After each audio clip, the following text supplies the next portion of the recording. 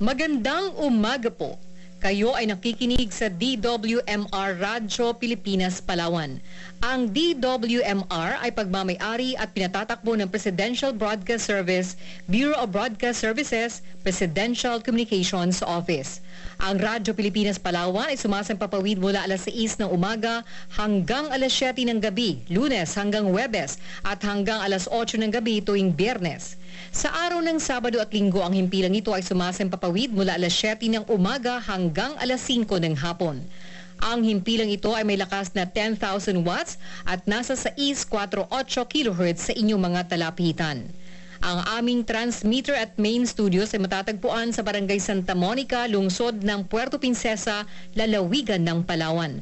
Ang DWMR Radyo Pilipinas Palawan ay pinatatakbo at pinangangalagaan ng mga tauhang technical na pawang lisensyado ng National Telecommunications Commission at Professional Regulation Commission. First Class Radio Telephone Operator, Rian Nilo Q. Mayor, Walter P. Tena. Electronics Technician, Silidonio S. Quinto at Electronics Engineer, Dennis A. Pinera. Ito po ang Presidential Broadcast Service.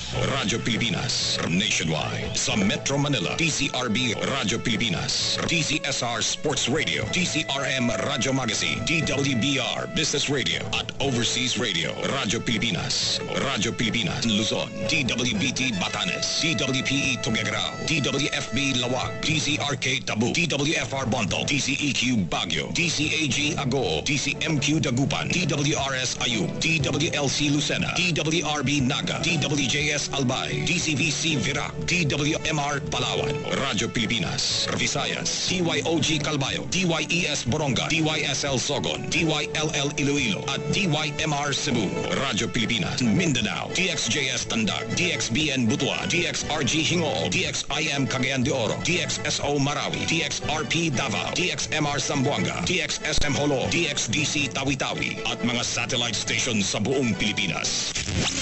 Serving the Republic of the Philippines for more than 75 years. Ito po ang Presidential Broadcast Service. Linisin o alisin ang anong bagay na nasa ibabaw ng lupa tulad ng damo, basura, bato at iba pa. Maghukay ng hanggang 30 cm na lalim at kumuha ng sample mula sa hindi bababa sa 10 butas sa iba't ibang bahagi. Gamit ng pala, maghukay ng V-shape na may lalim na 30 cm. Alisin ang lupa sa gilid ng pala at mag-iwan ng 5 cm na lapad. Ulitin ang proseso sa 10 napiling sampling point. Para sa mga punong prutas, maghukay ng mas malalim sa 30 hanggang sa 60 cm.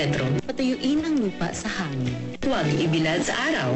Durugin ang tuyong lupa at salain para maging pinong. Hatiin ang sample sa 4. Itapon ang 2 magkatapat at pagsamahin ang 2. Ulitin ang proseso hanggang sa tamang dami.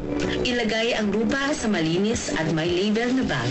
Sa pagsunod sa mga hakbang na ito, makakakuha ng maaasahang resulta sa pagsusuri ng lupa na makakatulong sa mga magsasaka na makagawa ng tamang desisyon para sa mas mataas na ani at kita.